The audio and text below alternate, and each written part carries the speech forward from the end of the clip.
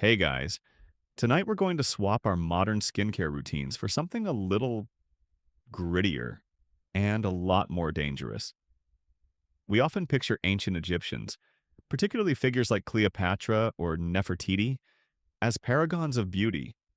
With their striking kohl-lined eyes and flawless complexions. But what if I told you that their pursuit of beauty came at a truly horrifying cost? That ancient Egyptian cosmetics were awful for your skin. And not just bad, but actively toxic. We're talking about ingredients that would land you in the emergency room today, and a level of daily exposure that, frankly, you probably wouldn't survive a single month of without some serious skin issues. So, before you get comfortable, take a moment to like the video and subscribe, but only if you genuinely enjoy what I do here. And if you're listening, drop a comment with your location and what time it is there. Now, dim the lights. Maybe turn on a fan for that soft background hum, and let's ease into tonight's journey together. You find yourself transported to a bustling workshop in ancient Thebes, around 1500 BCE, the New Kingdom. The air is warm and dry, carrying the scent of exotic resins, pungent oils, and a faint metallic tang. You're no longer a modern observer. You are a high-ranking Egyptian noble, perhaps even a member of the royal court, preparing for a grand religious ceremony or a formal banquet. As you observe the meticulous process of cosmetic preparation, you begin to uncover the disturbing truth: beauty's heavy price, toxic temptations. Ancient Egyptians, both men and women, were obsessed with personal grooming and appearance. Cosmetics weren't just for vanity. They held profound religious, social, and even perceived medicinal significance. They believed that applying certain substances to the skin and eyes could protect against the harsh sun, ward off evil spirits, and even cure eye ailments. This deep cultural importance meant that cosmetics were applied daily, from the highest pharaoh to the humblest laborer, making the ingredients chosen even more impactful. Their cosmetic arsenal was extensive: kohl for the eyes, various pigments for lips and cheeks, creams and oils for the skin, and intricate perfumes. But the terrifying secret lay within the ingredients themselves. Without modern chemistry or toxicology, the Egyptians often used readily available minerals and natural substances that, unbeknownst to them, contained highly poisonous compounds. The most infamous and pervasive culprits were lead-based compounds. Lead, a heavy metal, was a cornerstone of their cosmetic industry, particularly for their iconic eye makeup, kohl, and for their skin-lightening foundations. Imagine grinding minerals into a fine powder, completely unaware that you are releasing deadly toxins into the very air you breathe, and then meticulously applying those same toxins directly onto your skin, day after day. This was a common practice, a beautiful ritual masking a slow, insidious form of self-poisoning. Beyond lead, other ingredients held their own risks. Various copper compounds were used for green eye makeup and other pigments. While not as acutely toxic as lead, prolonged exposure could still lead to skin irritation or other issues. Mineral pigments like red ochre, used for lip and cheek color, could be abrasive or contain impurities. Imagine applying finely ground rock to your delicate facial skin, day after day. Even their seemingly innocuous ointments and creams, designed to moisturize and protect the skin from the relentless desert sun, could pose problems. These were made from animal fats like beef or goose fat, vegetable oils like castor oil or moringa oil, beeswax, and various resins and plant extracts. Without proper preservation methods, these organic bases could quickly go rancid, leading to unpleasant odors and skin irritation, or even become breeding grounds for bacteria, causing infections. Imagine slathering rancid fat on your skin every morning in the name of beauty. That's enough to make you cringe. The constant exposure to these ingredients, applied daily and left on the skin for hours, created a cumulative toxic load. Your skin, the largest organ of your body, would slowly absorb these harmful substances. The effects wouldn't be immediate and dramatic, like an allergic reaction, but insidious and long-term.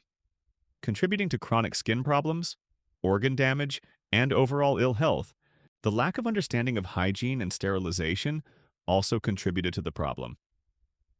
Cosmetic tools, often made of ivory, wood, or bronze, were rarely cleaned effectively, harboring bacteria that could be transferred to the skin with every application, leading to infections, rashes, and breakouts. Imagine applying your eye makeup with a tool that had been sitting out, gathering dust and germs. So, as you observe the meticulous application of ancient Egyptian cosmetics, remember that behind the radiant facade lay a hidden danger. The pursuit of beauty came at beauty's heavy price. Toxic temptations, turning daily grooming into a slow, unwitting act of self-poisoning. It makes you incredibly grateful for dermatologists and modern cosmetic safety regulations, doesn't it? You've grasped the alarming truth that ancient Egyptian cosmetics were often packed with toxic ingredients. Now, let's zoom in on their most iconic and universally recognized beauty product, kohl, the eye's poisonous charm. That striking black eyeliner, so instantly recognizable in statues and hieroglyphs, contained highly toxic lead compounds that, far from being harmless, were slowly poisoning the very people who used them. From pharaohs to commoners, imagine an Egyptian noblewoman, or even yourself, sitting down for your morning ritual around 1300 BCE. Before you lies a small palette, a grinding stone, and a delicate applicator stick, often made of ivory or wood. You're made if you're wealthy, or you yourself would meticulously prepare the kohl. This wasn't a simple pencil. Kohl was made from grinding various minerals into a fine powder, which was then mixed with a little water or oil to form a paste. The primary ingredient in ancient Egyptian kohl was often galena, a naturally occurring mineral form of lead sulfide. When ground, this yielded the deep black pigment so characteristic of kohl. Imagine the fine, dark dust rising into the air as the galena was crushed, unknowingly being inhaled by the person preparing it.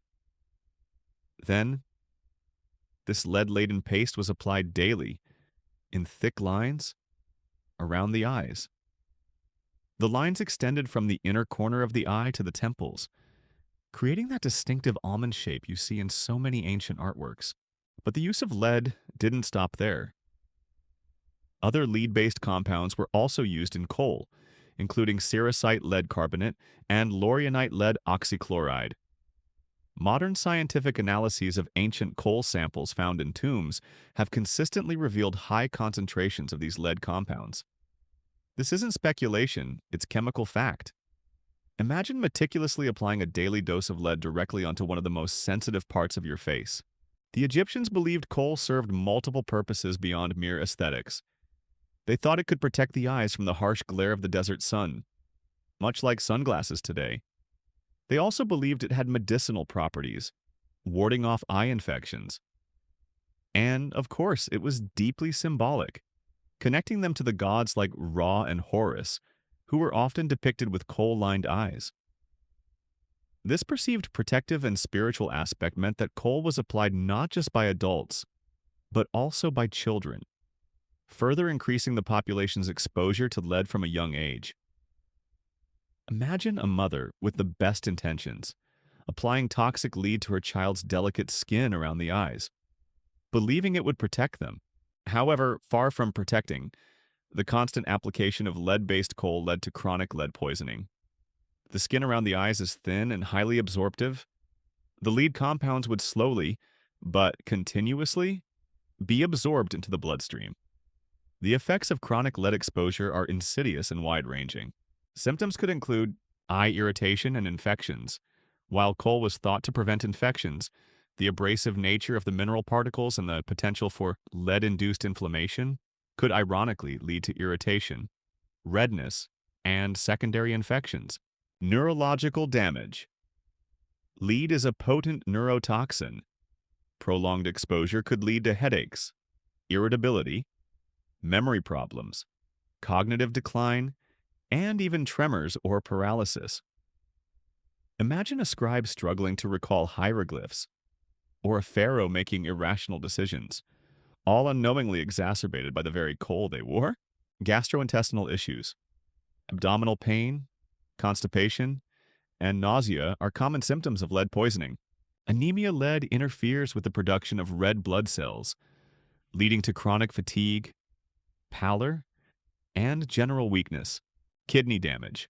Long-term lead exposure can cause kidney dysfunction, contributing to other health problems like gout, a common ailment among ancient elites.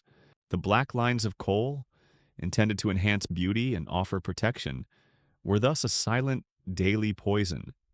The effects were cumulative, building up over years of continuous use.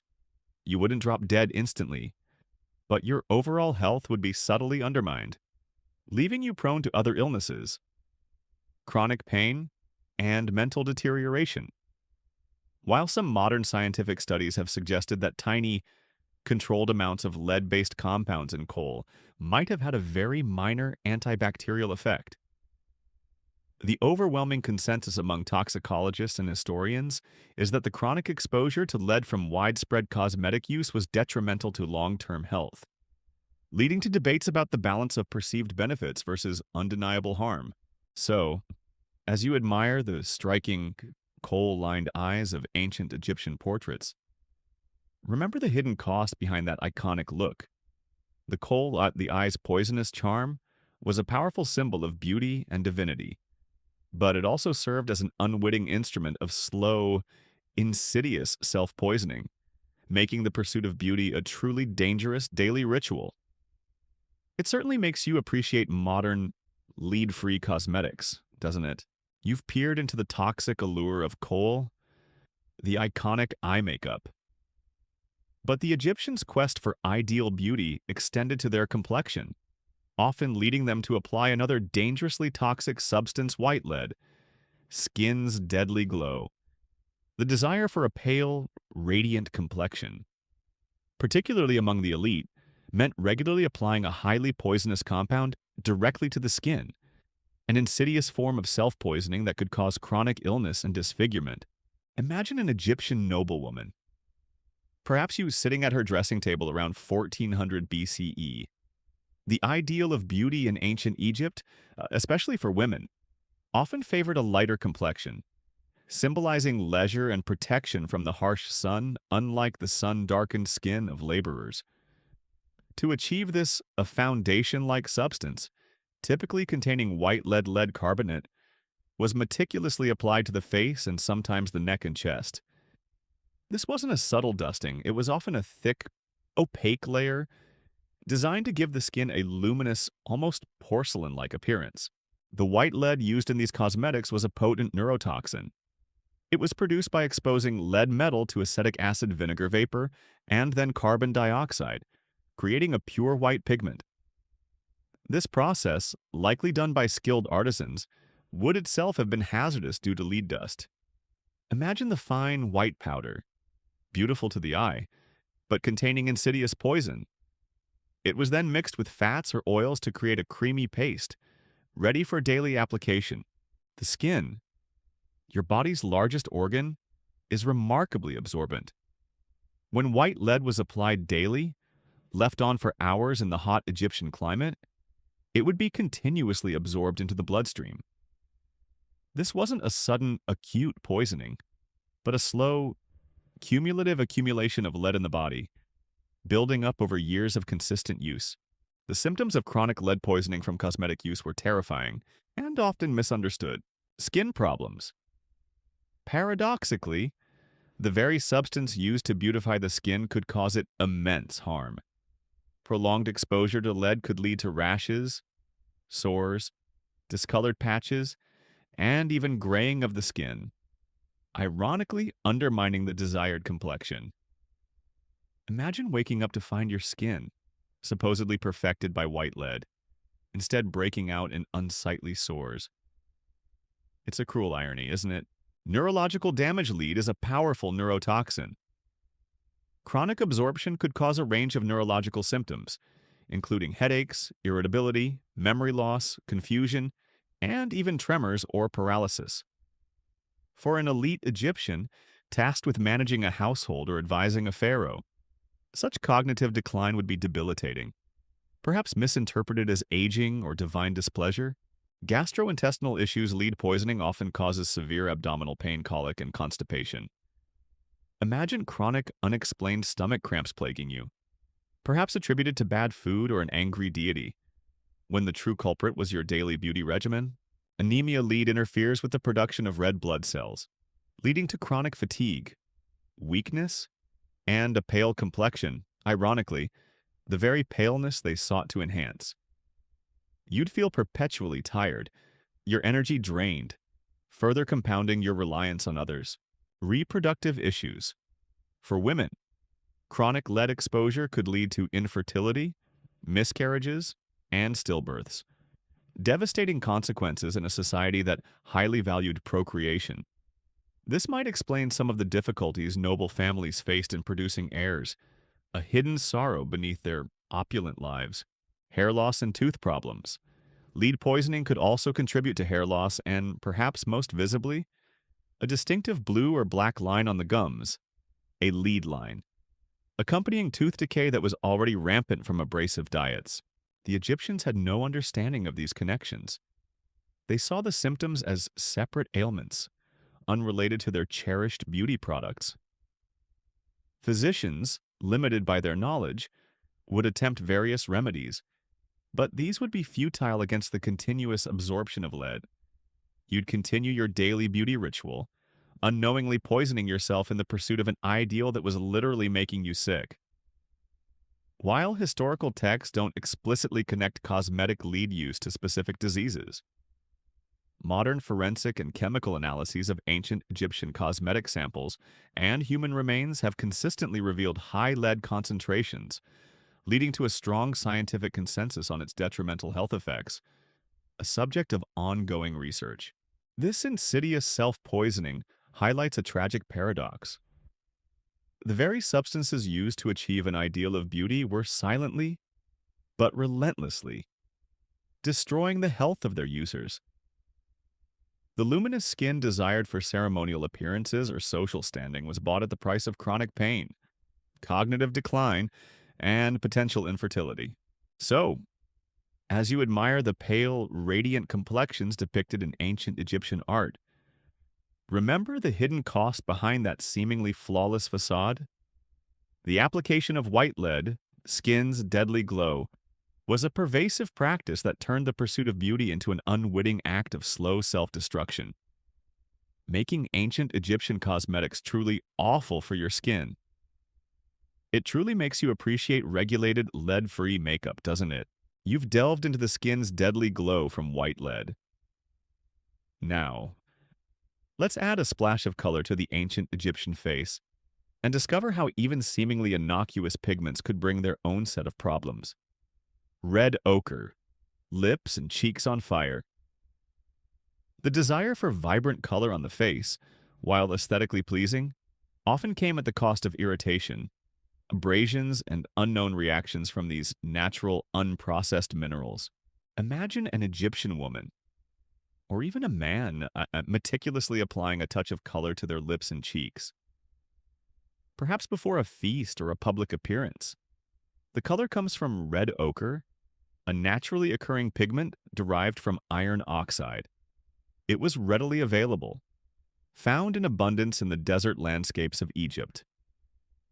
To prepare it, the raw ochre rock was ground into a fine powder, often mixed with a base of animal fat like beef tallow or goose grease, vegetable oil, or resin to create a creamy paste.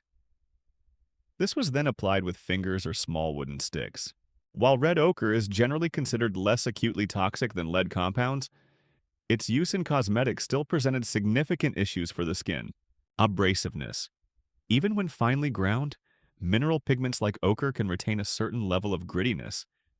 Imagine rubbing tiny, abrasive particles of rock directly onto the delicate skin of your lips and cheeks.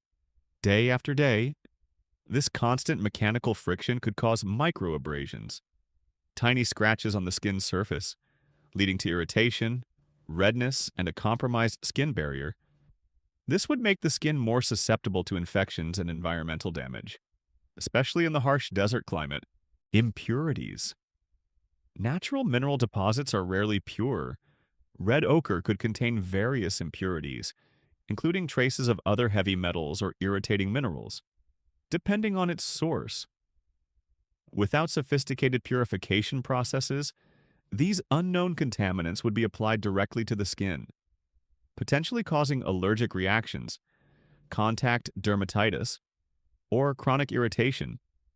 Imagine developing an itchy rash or persistent redness, unable to pinpoint the cause, as your everyday makeup was unknowingly the culprit. While red ochre is a natural pigment, modern chemical analysis of ancient cosmetic samples often reveals variations in mineral composition and occasional trace contaminants, leading to ongoing research into the precise effects of these impurities on skin health, binding agents, and rancidity. The base for these pigments, animal fats or vegetable oils, pose their own problems. Without modern preservatives or refrigeration, these organic bases could easily go rancid, especially in the hot Egyptian climate. Imagine applying a makeup paste that smelled faintly of stale fat, knowing that this putrid base could also harbor bacteria. Rancid fats could cause skin irritation, clog pores, and even lead to breakouts or infections. Turning a cosmetic application into a source of discomfort and blemishes, the constant exposure to these conditions, day in and day out, compounded the problems.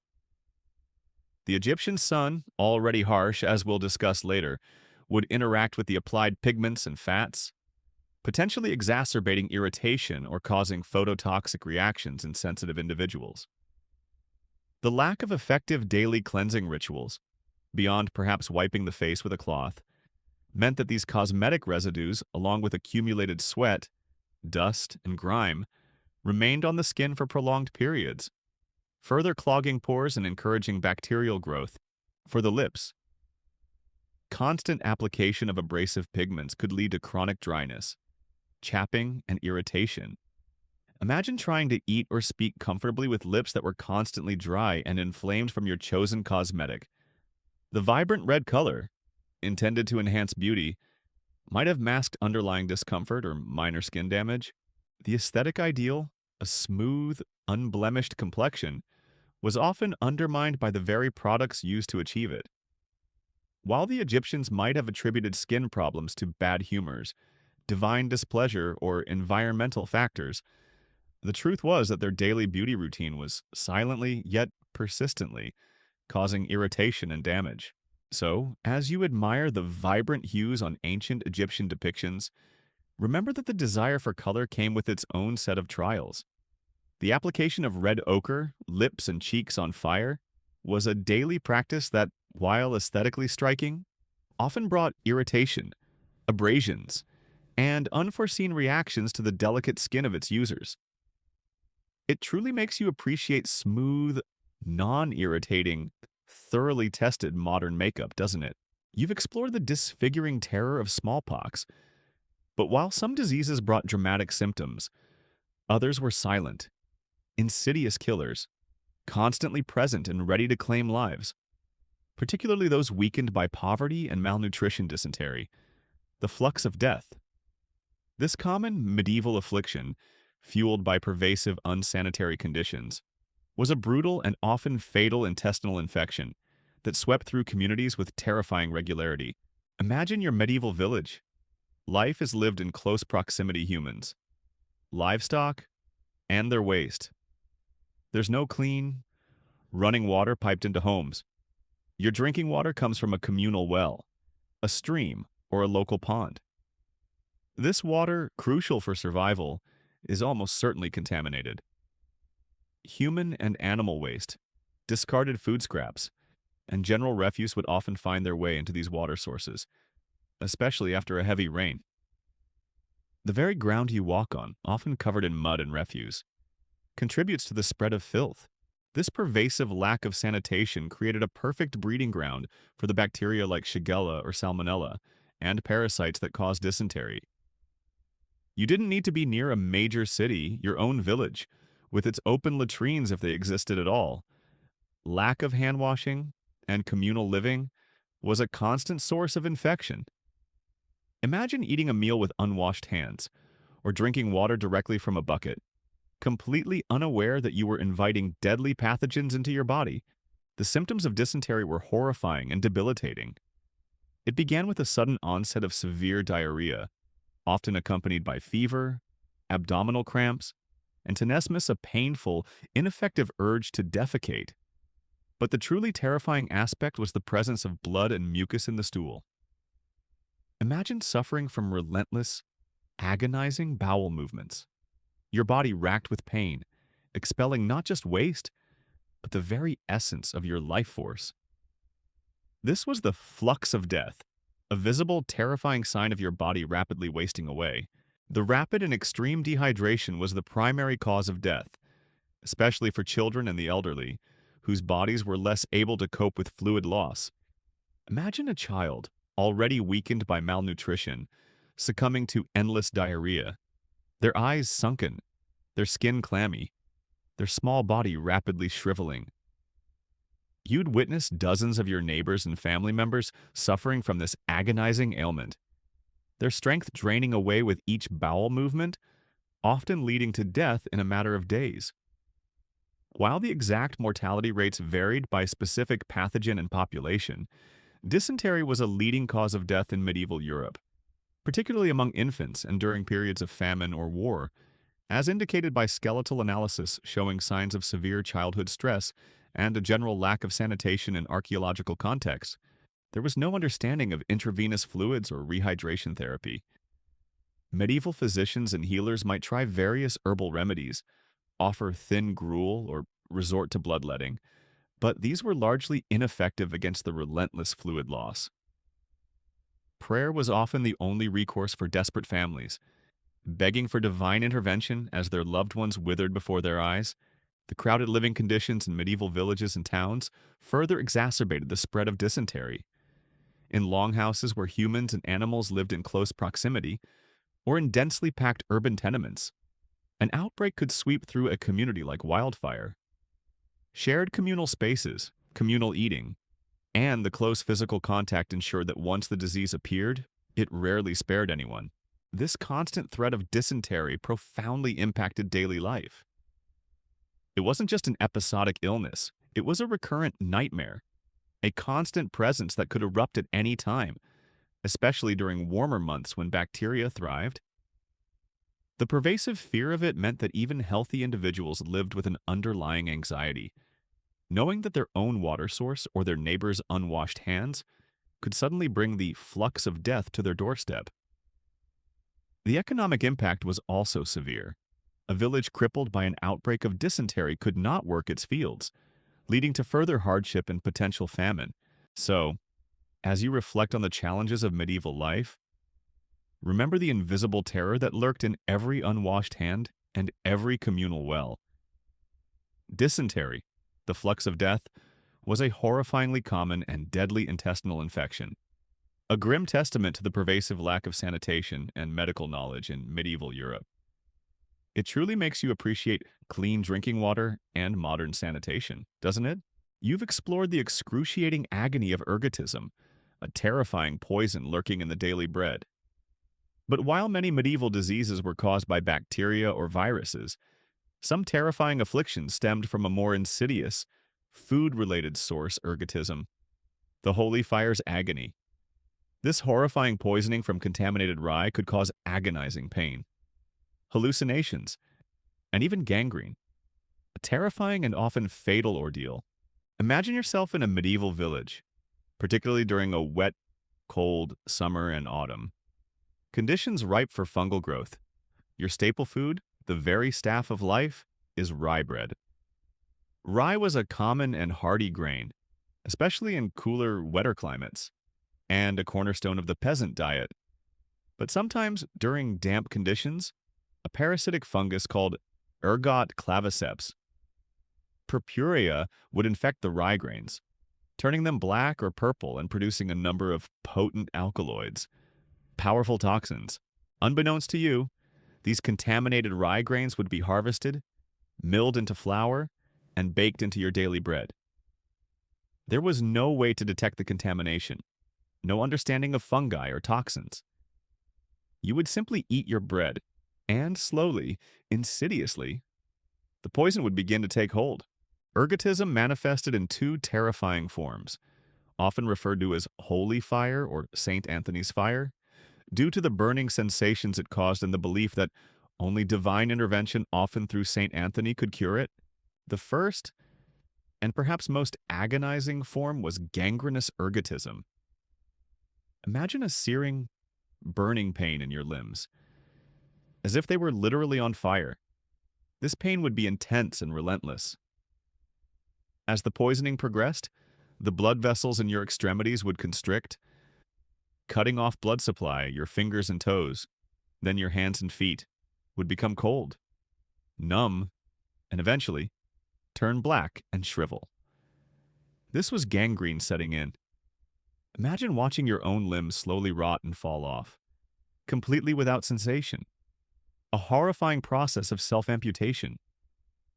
The burning pain would eventually cease as the nerves died, but the visible decay was a constant, terrifying reminder of the poison consuming your body.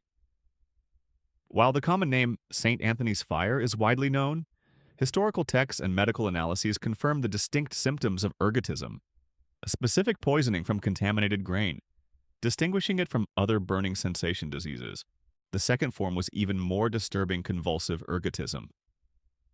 This variant primarily affected the nervous system.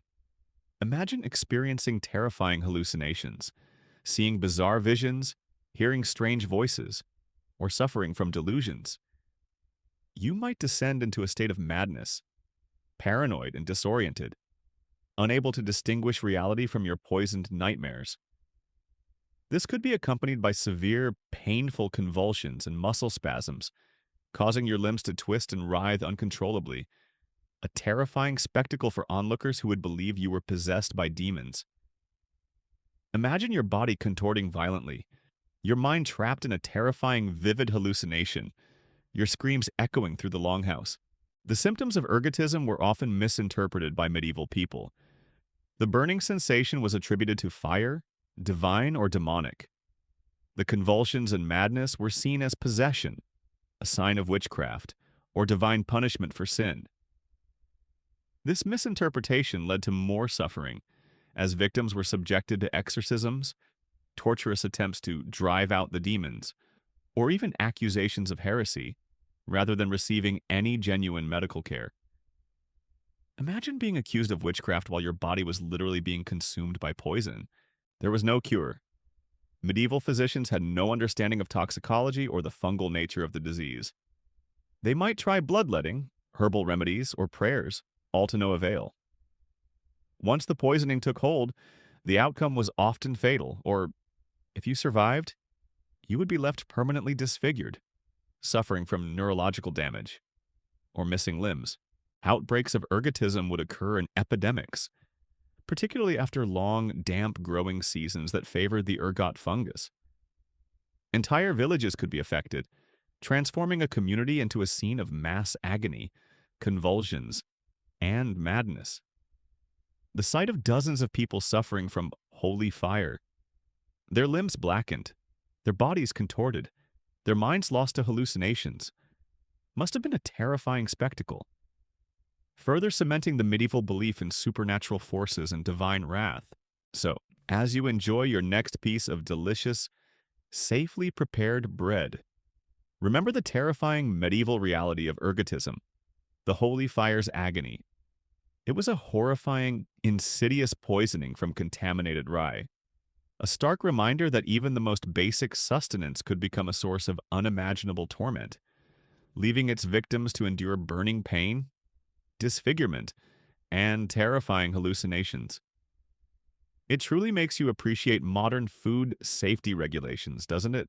You've explored the excruciating agony of ergotism, a terrifying poison lurking in the daily bread. But while many medieval diseases were caused by bacteria or viruses, some terrifying affliction stemmed from a more insidious, food-related source: ergotism, the holy fire's agony. This horrifying poisoning from contaminated rye could cause agonizing pain, hallucinations, and even gangrene, a terrifying and often fatal ordeal. Imagine yourself in a medieval village, particularly during a wet, cold summer and autumn, conditions ripe for fungal growth. Your staple food, the very staff of life, is rye bread. Rye was a common and hardy grain, especially in cooler, wetter climates, and a cornerstone of the peasant diet. But sometimes, during damp conditions, a parasitic fungus called ergot claviceps purpurea would infect the rye grains, turning them black or purple and producing a number of potent alkaloids, powerful toxins. Unbeknownst to you, these contaminated rye grains would be harvested, milled into flour, and baked into your daily bread.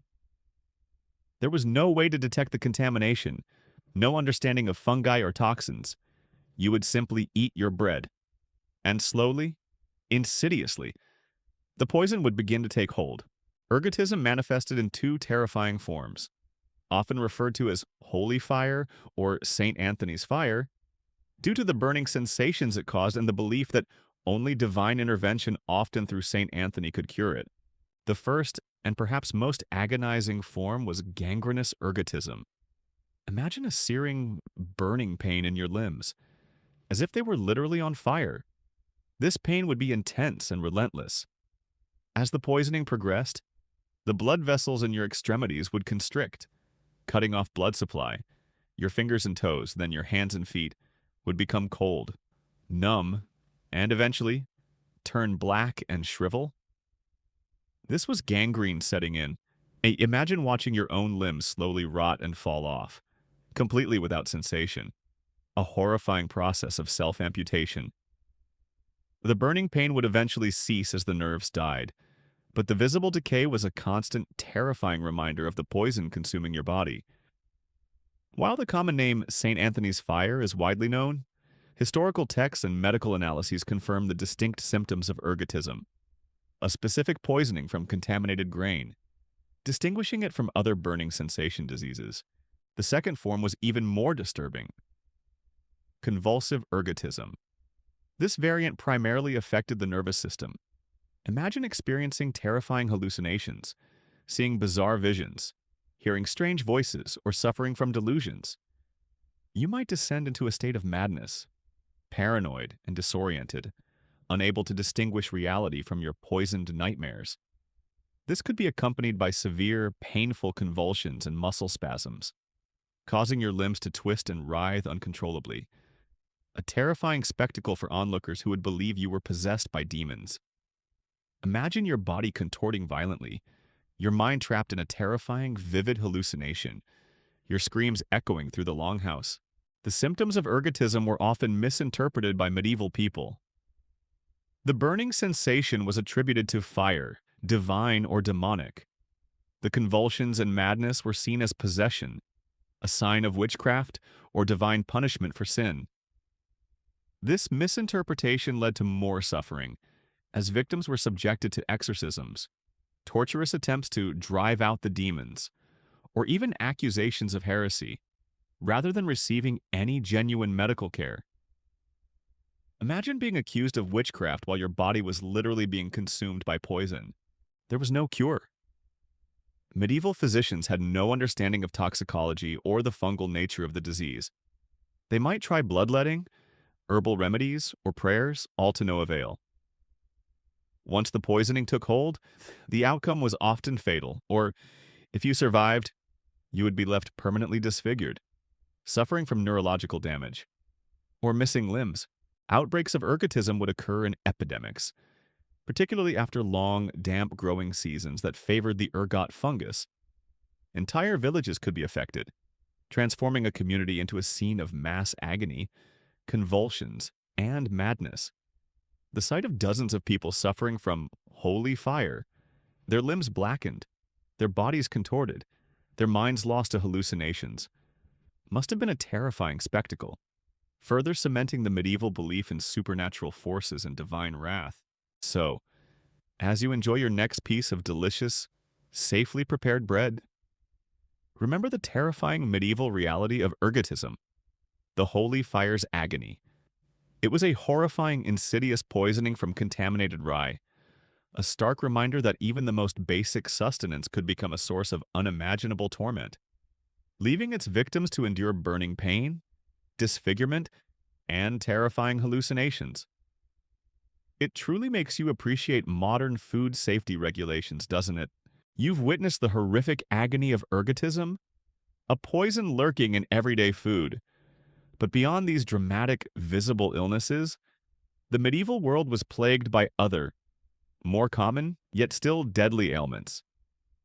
For the average person, it was a constant battle against influenza and fevers, constant threats. Without modern medicine or even basic hygiene, what we consider a minor cold could quickly become a death sentence. Imagine a sudden chill descending upon your village. Not just in the air, but a sickness that spreads from household to household. Someone starts coughing, then another develops a fever. This is the insidious arrival of what medieval people broadly described as fevers or agues, often encompassing what we now understand as influenza the flu, common colds, or other viral and bacterial infections that caused systemic fever. For them, it was a mystery, attributed to bad air miasma, imbalances in the body's humors, or even divine punishment. The initial symptoms might seem mundane, a sudden onset of chills, followed by a high fever, aching muscles, a pounding headache, and a persistent cough or sore throat. You'd feel utterly miserable, your body racked with pain, your energy sapped. But in medieval Europe, this was far from a temporary inconvenience. The danger of these common fevers lay in their rapid escalation and severe complications. A seemingly benign cold could quickly progress to pneumonia, especially in the damp, smoky, and poorly ventilated longhouses or cramped urban tenements. Weakened by malnutrition, chronic labor, and other underlying health issues, a medieval body was incredibly vulnerable. Imagine fighting for breath, your lungs burning, as the illness tightened its grip, knowing there was little anyone could do to truly alleviate your suffering. Dehydration was another major killer, particularly with high fevers and any accompanying diarrhea, a frequent problem given the pervasive unsanitary conditions.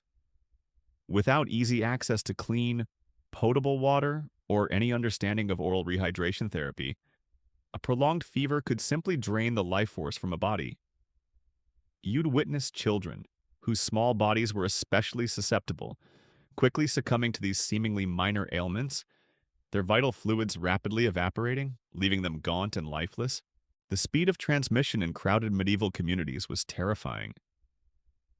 People lived in incredibly close proximity to each other, to their animals, and to their waste. Shared communal spaces, lack of personal hygiene like hand washing, and constant physical contact ensured that once a fever entered a village or town, it rarely spared anyone. There was no concept of social distancing or airborne transmission. You'd simply cough or sneeze, unknowingly spreading microscopic killers to everyone around you. Medical care for these ubiquitous fevers was tragically ineffective. Medieval physicians and local healers, operating with rudimentary knowledge, might offer warm herbal infusions, thin gruel, or rudimentary comfort measures. However, without knowledge of specific pathogens, antibiotics, or even truly effective antipyretics fever reducers beyond perhaps willow bark, they were largely powerless to stop the progression of serious infections. Bloodletting, a common medieval cure-all for a vast array of ailments, would paradoxically weaken an already sick individual, potentially hastening their demise by causing anemia or further infection. Prayer was often the most powerful and accessible remedy, a desperate plea for divine intervention as the fever raged. While specific mortality rates for common fevers are difficult to isolate from broader causes of death in historical records, the pervasive descriptions of seasonal illnesses and their often fatal outcomes in medieval chronicles highlight their significant impact on overall life expectancy and population health, a topic of ongoing demographic and epidemiological historical research. The sheer ubiquity of these fevers meant that life was a constant cycle of recovery and relapse. You might survive one bout of influenza, only to be weakened and left susceptible to the next strain.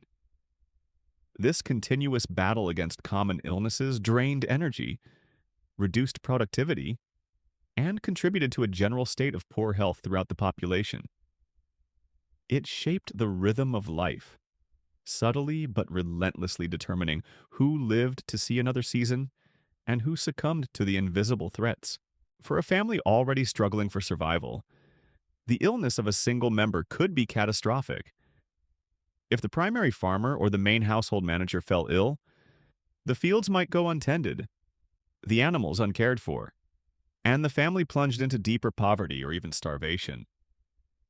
These seemingly minor illnesses had major economic and social repercussions, further cementing the precariousness of medieval existence. So, as you reflect on the challenges of medieval life, remember that beyond the terrifying major plagues, the unseen threats of common illnesses were equally formidable. Influenza and fevers, constant threats, relentlessly stalked every corner of medieval Europe, turning everyday ailments into potential death sentences, a grim testament to the fragility of life in a world without modern medical interventions. It truly makes you appreciate a simple flu shot and a bottle of pain relievers, doesn't it? You've witnessed the devastating impact of influenza and other fevers. But the spread of these and countless other horrifying diseases in medieval Europe wasn't just a matter of unlucky chance. It was directly facilitated by the very way people lived unsanitary living. Disease's breeding ground, the pervasive filth, rudimentary hygiene, and crowded conditions were not merely uncomfortable. They created a perfect, constant environment for pathogens to thrive and epidemics to rage unchecked. Imagine yourself in any medieval European settlement, whether a bustling city or a small village. The most striking thing to a modern observer would be the overwhelming stench. There was no organized waste disposal system. Human and animal waste was often simply tossed into the streets or into open cesspits. Imagine walking through narrow, unpaved alleyways, ankle-deep in mud, refuse and excrement, the air thick with its putrid odor. This wasn't just unpleasant, it was a constant source of infection, teeming with bacteria and attracting disease-carrying vermin. Access to clean water was incredibly limited. Your drinking water would come from communal wells, rivers, or streams. These sources were almost universally contaminated by runoff from overflowing privies, animal pens, and garbage.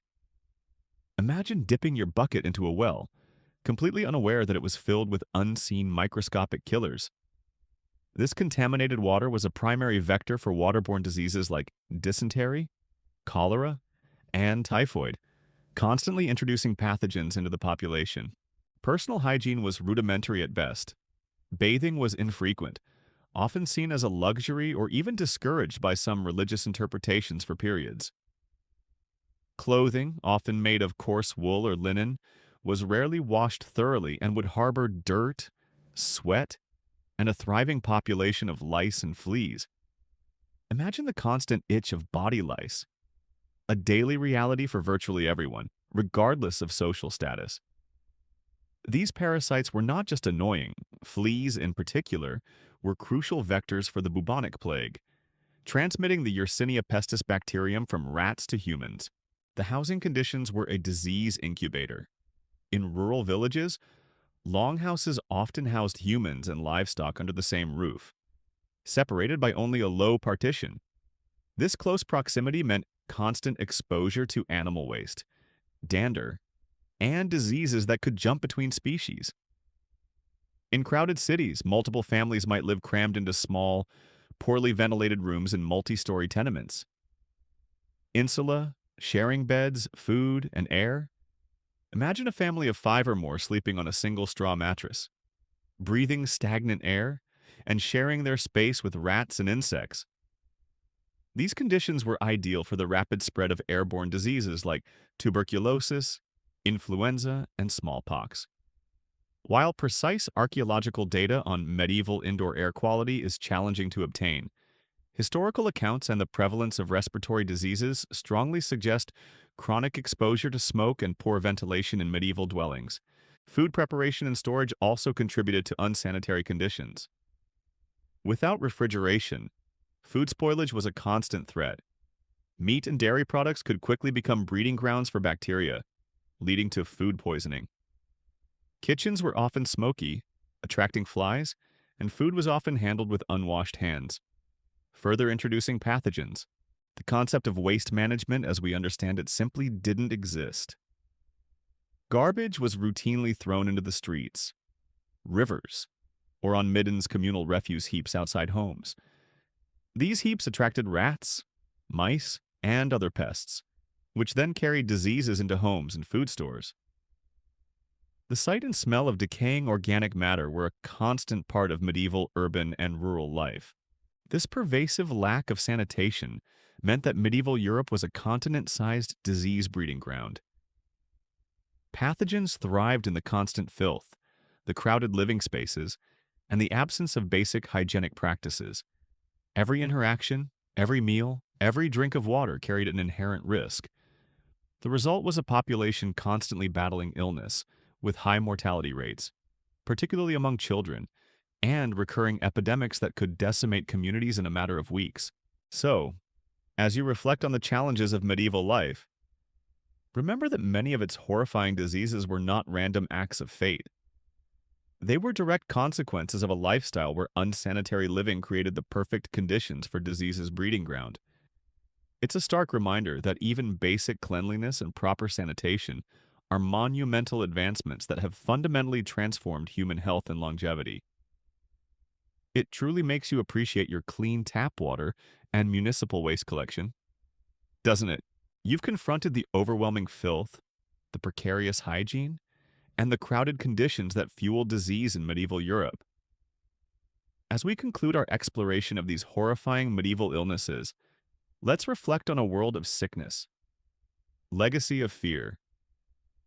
Disease was not just an occasional misfortune, it was a constant, pervasive force that profoundly shaped medieval life, leaving a deep and lasting inheritance of fear, fatalism, and a desperate search for meaning and suffering. Imagine living in medieval Europe, knowing that death could strike swiftly and indiscriminately from an unseen enemy. This wasn't a distant threat, it was a daily reality. The Black Death alone wiped out a third of the population. Smallpox disfigured countless faces. Dysentery ravaged families. Tuberculosis slowly consumed its victims. Ergotism brought agonizing pain and madness. This omnipresence of disease forged a profoundly different human experience than our own. The most profound legacy is the pervasive culture of fear. Life was short, unpredictable, and often ended in agonizing pain. Every cough, every fever, every rash carried the terrifying potential of a swift demise. This constant anxiety permeated every aspect of life, from how people interacted or avoided each other during epidemics to how they planned for the future, or, more accurately, how they struggled to plan at all. Imagine living your life with a constant, nagging dread, knowing that your children might not survive childhood, or that a sudden plague could wipe out your entire village. This fear, coupled with a fundamental lack of medical understanding, led to a deeply rooted fatalism and reliance on divine will. When disease struck, people often believed it was a punishment from God for their sins, or the work of demons or witches. Medieval medicine, based on theories of humors and rudimentary remedies, was largely powerless against major epidemics. Therefore, the primary recourse was prayer, pilgrimages, penance, and desperate pleas to saints for intercession. Imagine the profound helplessness of watching a loved one die, believing it to be God's inescapable will, with no scientific explanation or effective cure. While religious interpretations of disease were common, some medieval medical practitioners did attempt empirical observations and treatments, though their understanding was limited by the prevailing scientific paradigms, leading to ongoing historical debate about the balance between medical and spiritual approaches. The devastating impact of disease also profoundly shaped medieval society and economy. Mass deaths, like those from the Black Death, led to severe labor shortages, disrupting agricultural cycles, collapsing trade networks, and fundamentally altering feudal relationships. Entire villages could be abandoned, fields left fallow, and social structures strained to their breaking point. These demographic shocks reshaped the very foundations of Europe, leading to long-term changes in labor relations, land ownership, and urban development. Disease also had a profound impact on psychology and art. The ubiquity of death and suffering is reflected in medieval art, particularly in macabre imagery like the Dance of Death, where skeletons lead people from all walks of life in a grim procession, symbolizing mortality's inescapable embrace. Funerary practices, religious beliefs, and popular superstitions were all shaped by the constant presence of illness and death. It created a collective consciousness acutely aware of life's fragility. Finally, the horrifying diseases of medieval Europe serve as a stark reminder of how far humanity has come. Our modern understanding of germ theory, sanitation, vaccinations, antibiotics, and public health infrastructure has fundamentally transformed human longevity and quality of life. The plagues that decimated medieval populations are now largely preventable or treatable. This medical revolution, born of scientific inquiry and technological advancement, is perhaps the greatest legacy of those horrifying times, a powerful testament to our collective journey from a world of sickness to one where we can often outrun the Grim Reaper. So, as you lay in your comfortable bed, shielded by modern medicine and sanitation, remember the constant shadow that hung over medieval life. The horrifying diseases of that era were not just medical facts, they were profound shapers of culture, economy, and human experience, leaving a lasting legacy of fear, suffering, and a desperate yearning for health. It makes you incredibly grateful for every modern medical marvel, doesn't it? All right. As the last echoes of our journey through the horrifying diseases of medieval Europe fade into the quiet of the night, it's time to gently bring our minds back to the present. You've witnessed the terrifying plagues, felt the chill of their fear, and grappled with the profound fragility of life in a world without modern medicine. It's a powerful reminder that history, in its quietest corners, often reveals the most poignant truths about human resilience and the incredible progress we've made. Let the images of horrific plagues, incurable pain, and helplessness in the face of fate fade away, giving way to the quiet peace that surrounds you. The stench of the city and the heavy air of death fade away, giving way to the familiar comfort of your own space. Let any lingering thoughts of illness and death drift away, replaced by a sense of relaxation and peaceful reflection. The struggles and losses of those who lived in the Middle Ages are now, temporarily, part of your understanding, enriching your sense of the history and value of modern health and medicine. As your breathing deepens and your body relaxes, know that the stories of the past are always here, waiting patiently to be rediscovered whenever you seek a gentle escape into the depths of time. But now, the journey is complete. Rest easy, knowing that another story has been revealed. Gently, just for you.